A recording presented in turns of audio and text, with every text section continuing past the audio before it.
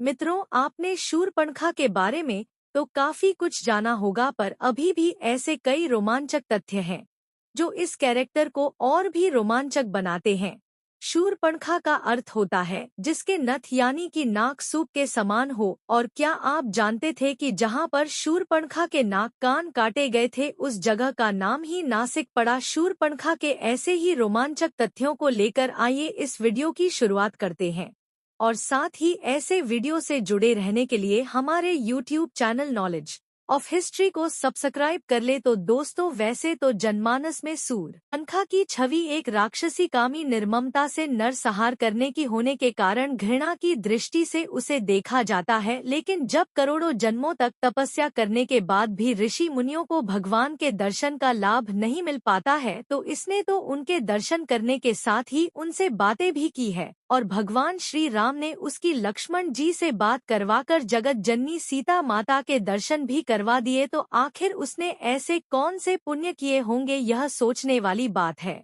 दरअसल पूर्व जन्म में सुपनखा इंद्रलोक की नयनतारा नाम की अप्सरा थी और उर्वशी रंभा मेनका इन प्रमुख अप्सराओं में से इसकी गिनती होती थी। नयनतारा नृत्य के साथ ही आंखों से भी बहुत सुंदर इशारे किया करती थी और आंखें भी बहुत सुंदर थी, जिसके कारण वह इंद्र की प्रेयसी बनी थी। उसी समय में पृथ्वी पर वज्र नामक एक ऋषि घोर तपस्या कर रहे थे, जिनकी तपस्या भंग करने हेतु इंद्र ने ही नयनतारा को पृथ्वी पर भेजा था। परंतु वज्र की तपस्या भंग होने के कारण उन्होंने नयनतारा को राक्षसी होने का श्राप दे दिया था, जिसके बाद ऋषि से क्षमा याचना करने पर वज्र ऋषि ने उससे कहा कि राक्षस जन्म में ही तुम्हें प्रभु के दर्शन होंगे। तब वही अप्सरा देह त्याग के बाद शूरपणखा राक्षसी बन गई। उसने दृढ़ निश्चय कर लिया था कि प्रभु दर्शन होने पर वह उन्हें प्राप्त कर लेगी। राक्षसी होने के कारण उसके पास रूप बदलने की शक्ति होने से वह सुंदर मोहक रूप लेकर श्री राम के पास चली गई और गलती कर बैठी। परब्रह्म प्रभु को भक्ति और वैराग्य से ही प्राप्त किया जा सकता है, मोहक रूप दिखाकर नहीं। और सुपर्ण सीधा श्री राम की पत्नी बनकर भक्ति को ही अलग कर देना चाहती थी। फिर भी उचित प्रक्रिया का ज्ञान कराने के लिए श्री राम ने उसे वैराग्य रूपी लक्ष्मण जी के पास भी भेजा ताकि प्रभु मिलन की सही प्रक्रिया उसे झांत हो सके। मित्रों, कहाँ यह भी जाता है कि पूर्व जन्मों में सुपर्णखा एक सर्पिन थी जो कि शेषनाग यानी कि लक्ष्मण जी की पत्नी भी रह चुकी है। इसलिए भी श्री राम ने उसे लक्ष्मण जी के पास भेजा था। पर जो भी हो, सुपर्णखा जैसी गलतियां तो हम भी कई बार करते हैं।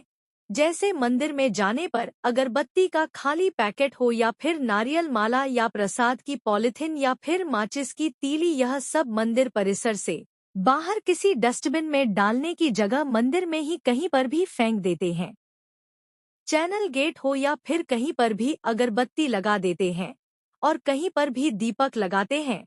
इस तरह के 32 भागवत अपराध होते हैं, जिनमें से एक भी अपराध से भगवान की कृपा प्राप्त नहीं होती है। तो इस तरह से लक्ष्मण जी ने सोचा कि राक्षसी को वैराग्य तो नहीं आ सकता, तो उसे पुनः प्रभु के पास भेज दिया। अब इसके बाद भी उसने गलती कर दी और सोचा कि प्रभु भक्ति के वश में है, तो मैं इस भक्ति को खा जाऊं, इसे नष्ट कर दूं।